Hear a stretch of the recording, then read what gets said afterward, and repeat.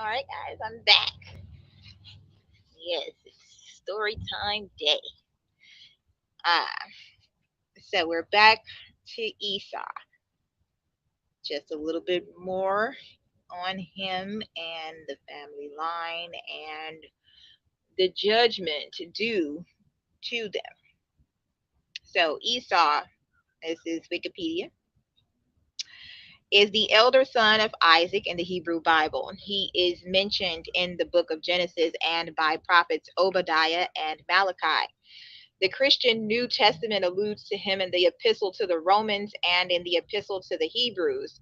According to the Hebrew Bible, Esau is the progenitor of the Edomites and the elder brother of Jacob, the patriarch of the Israelites. Jacob and Esau were the sons of Isaac and Rebekah, and the grandsons of Abraham and Sarah. Of the twins, Esau was the first to be born, with Jacob following, holding his heel. Isaac was 60 years old when the boys were born. Esau, a man of the field, became a hunter who had rough qualities that distinguished him from his twin brother. Among these qualities were his redness and noticeable hairiness. Jacob was a plain or simple man, depending on the translation of the Hebrew word tam, which also means relatively perfect man. Jacob's color was not mentioned. Throughout Genesis, Esau is frequently shown as being supplanted by his younger twin, Jacob or Israel. According to the Muslim tradition, the prophet Yaqub or Israel was the favorite of his mother, and his twin brother Esau was the favorite of his father, prophet Ishaq or Isaac. And he is mentioned in the story of Yaqub in Qisas al-Anbiya. In Genesis, his birth. Genesis 25:25 narrates Esau's birth. Now the first came forth red all over like a hairy garment, and they named him Esau. The meaning of the word Esau itself is not entirely certain. Others have noted the similarity to Arabic atha, meaning hirsute. The name Edom is also attributed to Esau, meaning red, Hebrew admonai, the same color used to describe the color of the hairs of Esau. Genesis parallels his redness to the red lentil pottage that he sold his birthright for. Esau became the progenitor of the Edomites in Seir. The birthright. In Genesis, Esau returned to his twin brother Jacob, famished from the fields. He begs Jacob to give him some red pottage, a play on his nickname, Edom, meaning red. This refers to his red hair. Jacob offers Esau a bowl of lentil stew in exchange for Esau's birthright. Bekora or Bekore, the right to be recognized as firstborn son with authority over the family, and Esau agrees. Thus, Jacob acquires Esau's birthright.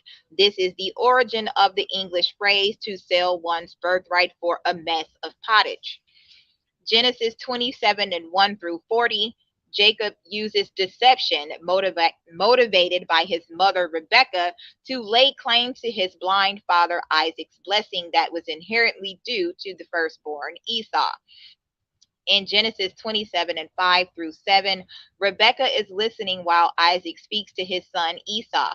When Esau goes to the field to hunt for venison to bring home, Rebekah says to her son Jacob, "Behold, I heard thy father speak to thy brother Esau, saying, Bring me venison and prepare a savory food that I may eat and bless thee before the Lord before my death." Rebekah then instructs Jacob in an elaborate deception through which Jacob pretends to be Esau in order to steal from Esau his blessing from Isaac and his inheritance, which in theory Esau had already agreed to give to Jacob. Jacob follows through with the plan to steal his brother's birthright by bringing the meal to his father Isaac requested and pretending to be Esau. Jacob pulled off his disguise by covering himself in hairy lambskin so that when his father went to touch him, his smooth skin did not give him away as an impostor of his hairy brother.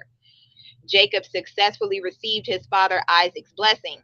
As a result, Jacob became the spiritual leader of the family after Isaac's death and the heir of the promises of Abraham. Genesis 27:37. When Esau learns of his brother's thievery, he is livid and begs his father to undo the blessing. Isaac responds to his eldest son's plea by saying that he only had one blessing to give and that he could not reverse the sacred blessing. Esau is furious and vows to kill Jacob, Genesis 27 and 41. Once again, Rebekah intervenes to save her younger son from being murdered by his elder twin brother, Esau. Therefore, at Rebekah's urging, Jacob flees to a distant land to work for his uncle Laban, Genesis 28 and 5. Jacob does not immediately receive his father's inheritance after the impersonation aimed at taking it from Esau. Having fled for his life, Jacob has left the wealth of Isaac's flocks, land, and tents in Esau's hands. Jacob is forced to sleep out on the open ground and then work for wages as a servant in Laban's household. Jacob, who had deceived and cheated his brother, is in turn deceived and cheated by his uncle. Jacob asks to marry Laban's daughter Rachel, whom he has met at the well, and Laban agrees if Jacob will give him 7 years of service. Jacob does so, but after the wedding finds that beneath the veil is not Rachel but Leah, Laban's elder daughter. He agrees to work another 7 years, and Jacob and Rachel are finally wed. However, despite Laban, Jacob eventually becomes so rich as to incite the envy of Laban and Laban's sons. Genesis 32 through 33 tells of Jacob's and Esau's eventual reconciliation. Jacob sends multiple waves of gifts to Esau as they approach each other, hoping that Esau will spare his life. Esau refuses the gifts as he is now very wealthy and does not need them. Jacob never apologizes to Esau for his actions. Jacob nevertheless bows down before Esau and insists on his receiving the gifts. Esau shows forgiveness in spite of this bitter conflict. After this, God confirms his renaming of Jacob as Israel. Jacob's deception.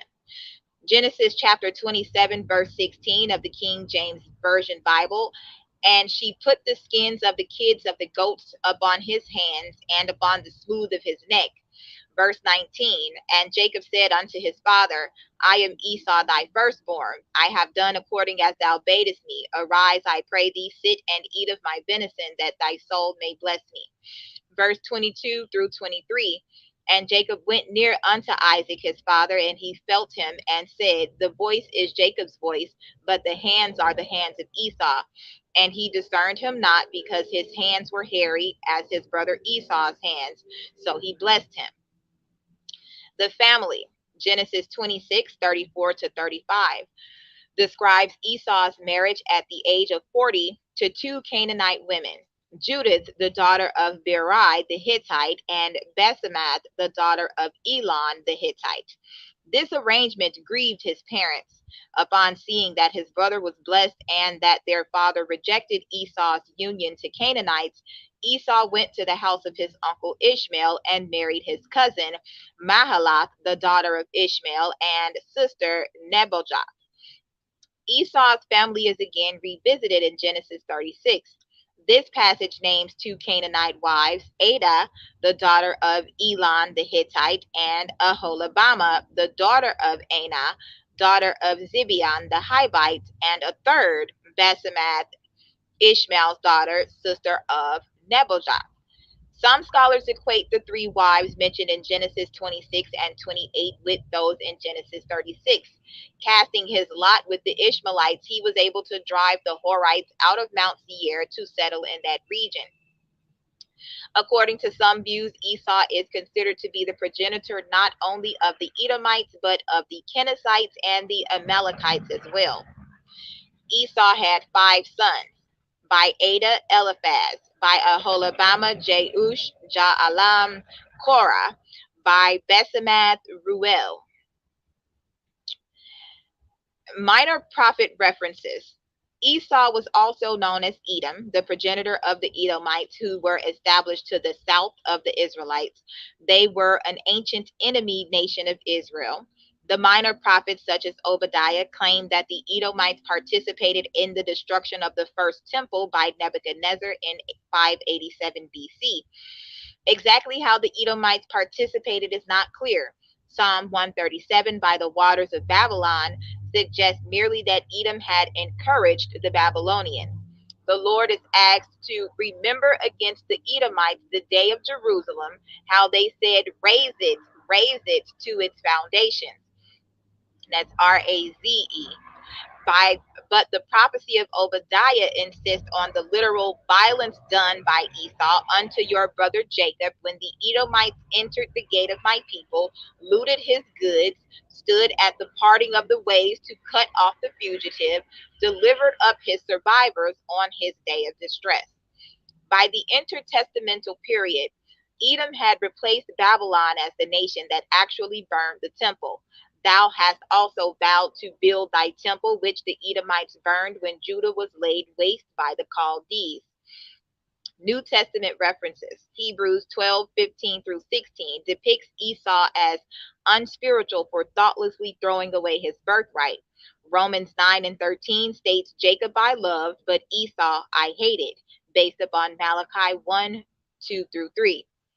In Islamic tradition, according to Islamic scholars, the prophet Ayub was the great grandson of Esau's son Reuel.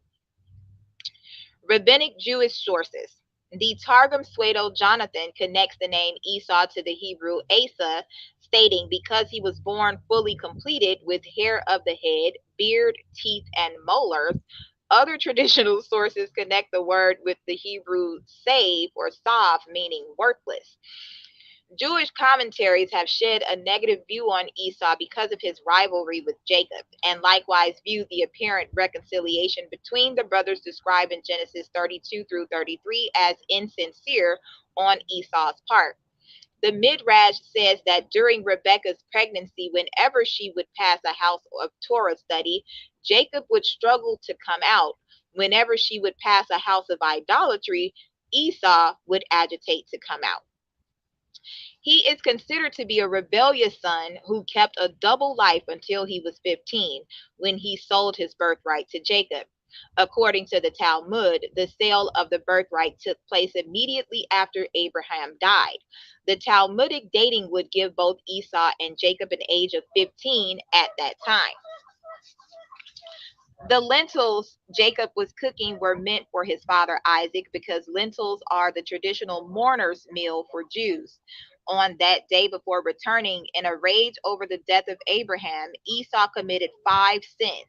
He raped a betrothed young woman. He committed murder, Nimrod. He denied God. He denied the resurrection of the dead, and he spurned his birthright. Haman lineage is given in the Targum Shinai as follows.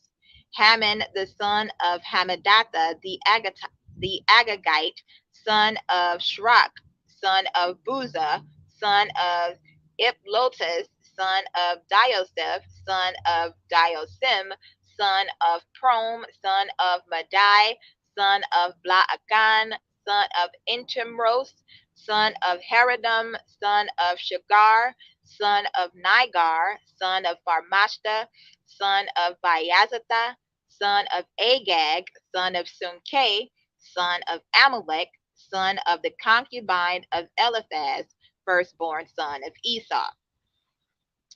According to Rashi, Isaac, when blessing Jacob in Esau's place, smelled the heavenly scent of Gan Eden, paradise, when Jacob entered his room, and in contrast, perceived Gehenna opening beneath Esau when the latter entered the room, showing him that he had been deceived all along by Esau's show of piety. In Jewish folklore, the Roman Emperor Titus was a descendant of Esau. Death. According to the Babylonian Talmud, Esau was killed by Hushim, son of Dan, son of Jacob, because Esau obstructed the burial of Jacob into the cave of Machpelah. When Jacob was brought to be buried in the cave, Esau prevented the burial, claiming he had the right to be buried in the cave. After some negotiation, Naphtali was sent to Egypt to retrieve the document stating Esau sold his part in the cave to Jacob. Hushim, who was hard of hearing, did not understand what was going on and why his grandfather was not being buried, so he asked for an explanation. After being given one, he became angry and said, "Is my grandfather to lie there in contempt until Naphtali returned from the land of Egypt?" He then took a club and killed Esau, and Esau's head rolled into the cave. This means that the head of Esau is also buried in the cave. Jewish sources state that Esau sold his right to be buried in the cave. According to Shemot Rabbah, Jacob gave all his possessions to acquire a tomb in the cave of the patriarchs. He put a large pile of gold and silver before Esau and asked, "My brother, do you prefer your portion of this cave or all this gold and silver?" Esau's selling to Jacob his right to be buried in the cave of the patriarchs is also recorded in Sefer Hayashar. In the book of Jubilees, Esau's father Isaac compels Esau to swear not to attack or kill Jacob after Isaac has died. However, after the death of Isaac, the sons of Esau convinced their father to lead them and hired mercenaries against Jacob in order to kill Jacob and his family and seize their wealth, especially the portion of Isaac's wealth that Isaac had left to Jacob upon his death. Then Yaakov bent his bow and sent forth the arrow and struck Esau, his brother, on his right breast and slew him. Jubilees 38:2. Yaakov buried his brother on the hill which is in Adoram, and he returned to his house. Jubilees 38:9b. Reputed grave on the West Bank. South of the Palestinian town of Syre, on the West Bank, there is a tomb reputed to be that of Esau, El Ais, in his Arab name. The PEF's Survey of Western Palestine, SWP, wrote, "The tomb is in a chamber 37 feet east and west by 20 feet north and south, with a mihrab on the south wall. The tomb is 12 feet long, 3.5 feet broad, 5 feet high, covered with a dark green cloth and a canopy above. An ostrich egg is hung near. North of the chamber is a vaulted room of equal size, and to the east is an open court with a fig tree, and a second cenotaph, rudely plastered, said to be that of Esau's slave. Rock-cut tombs exist southwest of this place." The SWP stated this identification was false and that Esau's tomb was in the biblical Mount Seir. Now, let's go back to the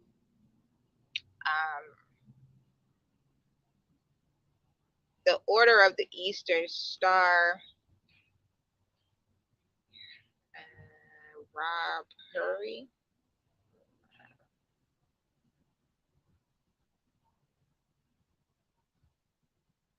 Let's see. Robert Hur.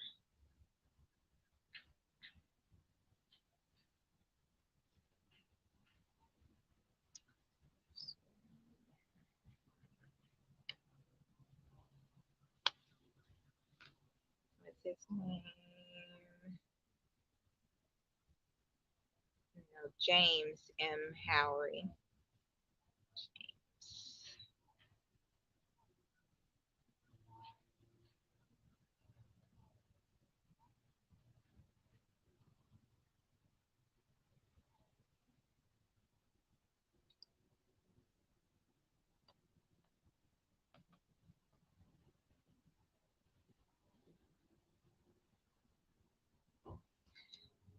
Right, search.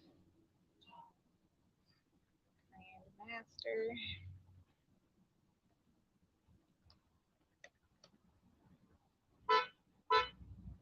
Confirmed. All right, so James Moorman Howery, 1804 to 1884, Cumberland Presbyterian elder. Honorary James Moorman Howery, ruling elder, Oxford, Mississippi. Our venerable brother was born in Ben Castle, Boudetort County, Virginia, on the 6th of August, 1806. His parents were moved to Hawkins County, East Tennessee, where he was reared and educated. After the close of the wars with Great Britain and with the Red Men of the South in 1812 and 1815, the Tennesseans, who played so conspicuous a part in both, kept up the regular military drill by the entire body of the militia for a series of years, and a knowledge of military tactics was sought as a part of business education. Hence, he devoted a part of his time to the acquisition of that branch of knowledge while engaged in the regular academic course. As a reward for his assiduity, he was offered and accepted a first lieutenancy in his 17th year. At 19, he was elected captain. At 23, first major, and at 26 was elected colonel commandant. Meantime, in 1831, having accomplished the study of law, he removed to Nashville, where he found congenial companionship in his profession and ready promotion to offices of both honor and emolument. He was elected clerk of the legislature and shortly thereafter was appointed attorney general of the 12th Judicial District by Governor Carroll.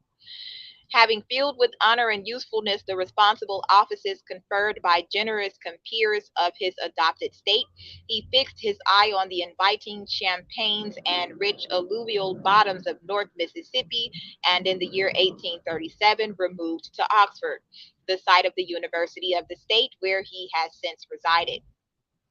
Here he got into a lucrative practice in his profession, and a successful career was opened before him.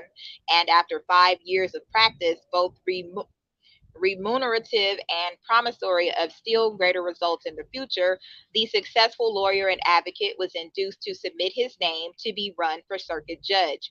The result was he had to exchange the bar for the bench, by the faithful and efficient discharge of the duties of which he took rank with the great jurists of the state, and henceforth became a prominent leader in the civil and judicial policy of the country. He nevertheless speaks of this event as having taken an initiative in an evil hour, and seriously advises young men of the legal profession not to seek the honors of the judicial bench until age and experience have ripened their knowledge and matured their judgments. When the University of the State, located at Oxford, was organized and officered among the charter members of the Board of Trustees, we find the name of Judge J. M. Howry, and with that noble body of men as a select from among compeers, he served in the double office of Secretary and Treasurer of the Board for over 30 years. During this time, the university buildings were erected and apparatus, chemical and philosophical and astronomical, together with cabinets of natural science, were collected and purchased. The money thus expended, together with the other finances of the institution, amounted to near $1 million. All this amount passed through his hands, and the entire satisfaction and hearty approval of his co-laborers in the responsible guardianship of that great interest is evidence sufficient of the incorruptibility of the man. 30 years is no mean probation in testing character. While bearing the burdens above named, he was called to the further responsible office of state senator, the duties of which he sustained with honor to himself and usefulness to the state, guarding especially the interest of the university, which he both served and conserved with the devotion of a foster father. There is still another item in the history of his labors in behalf of education. He has been a trustee of Union Female College from its foundation and is still one of its most devoted guardians, having stood up for its interests through all the vicissitudes of its history, and it still finds in him a wise counselor and an unflinching friend. The alumni of Union Female College will remember the name J. M. Howry as one of the principal guardians of their alma mater, and with a generous pride will cherish his memory. In the year 1841, Judge Howry made a public profession of religion at a protracted meeting held in Oxford by Reverend Messrs. W. S. Burney, Samuel Dennis, D. D., and Reuben Burrow, Jr. In March 1842, he united with the Cumberland Presbyterian Church in that place and was soon after elected a ruling elder, and in that capacity has served the church ever since with the reputation of a worker. Amidst the multifarious duties of his official and domestic life, whether at home or abroad, he always found time to attend the delightful services of the sanctuary. While away holding court or at the bar, he always esteemed it the highest privilege to attend the courts of the Lord's house. And now, when the frost of 70 winters have settled on his brow, nothing so much delights him as the sweet reminiscences of the sanctuary, and he never grows weary of conversing of those days of wonder and of those men of might ordained of God to effect the wonderful work. He has attended more of the judicatories of the church, from the church session to the General Assembly, than almost any other ruling elder in it. He has also been a frequent and almost constant contributor to our religious journalism, especially our weeklies. With an untiring zeal, he has advocated the cause of missions and the Board of Publication. He has shown an especial interest in home missions as being indispensable to the evangelical life of the church, and having been from his first connection with the church a counselor with his brethren in the ministry. He has expressed himself with great freedom on the duties of their office, and having caught the spirit of the founders of our church, he is an unyielding advocate for traveling evangelists in the churches, and not by any means a lenient critic on the sloth and dull spirit of those who are at ease in Zion. Nevertheless, his brethren in the ministry are pleased to regard him as an earnest co worker in common cause. His views on the subject of missions and missionary work are clear and distinct. They are set forth at length in a series of articles in the Banner of Peace under the title Macedonia. Brother Howry combines with his long experience and observation in the church a good deal of young America. That is, he is a man of progressive ideas, but discriminates in keeping up a proper equilibrium between the hallowed past and the growing tendency to change. In other words, he believes the great principles of the divine economy are immutable, but that our knowledge of those principles is progressive. Hence, he was and still is a friend to revision, believes our book could be greatly improved by a judicious committee, especially by extracting the elements of Calvinism, which is found lurking in many of the questions and answers of the Catechism. He would probably, with many others, vote to rescind not a few of those questions, which embody an amount of detail that would be better left to the individual mind.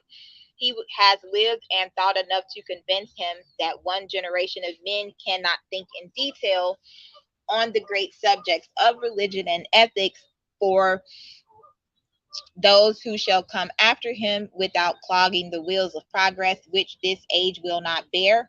In compliance with the spirit of age, therefore, he believes that all books except the Bible may be compelled to pass the furnace of criticism and yield their dross to the flames, while the pure gold will shine all the brighter. Therefore, these were his sentiments in 1854, when the committee's report on revision was presented to the assembly in Memphis. Brother Howry is deeply penetrated with the spirit of lay evangelism, believes it to be a power which casts its shadow before, indicating coming events by which this world shall be turned upside down. He, with others who believe the sure word of prophecy, thinks the great harvest time is upon us, when the sheaves shall be threshed and the wheat gathered into the garner, while the chaff shall be burned with unquenchable fire. Brother Howry's Masonic chapter has the endorsement, past Grand Master of Mississippi.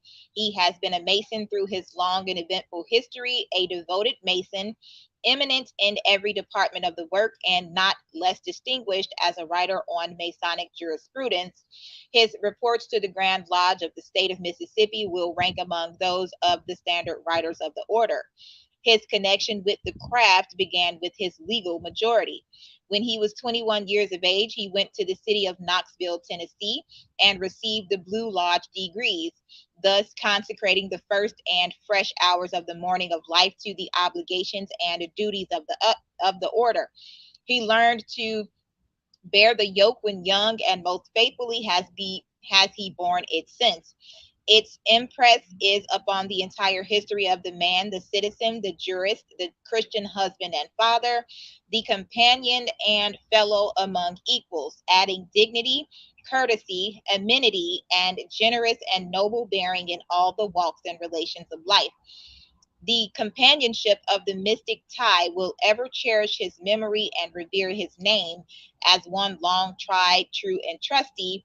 And in the archives of the Order of Free and Acceptable Masons, his name will remain embalmed until the Grand Master of the Celestial Lodge shall call true and worthy Masons from labor to eternal refreshment, where labor and toil shall be no more forever. And that is from the Biographical Sketches of Living Old Men of the Cumberland Presbyterian Church in 6 volumes. 227 on the flap. All right, we're going to leave it there, and I will be back, and we are going to go over the beginning of the order of the Freemasonry in America and how it relates to orphans and hospitals again.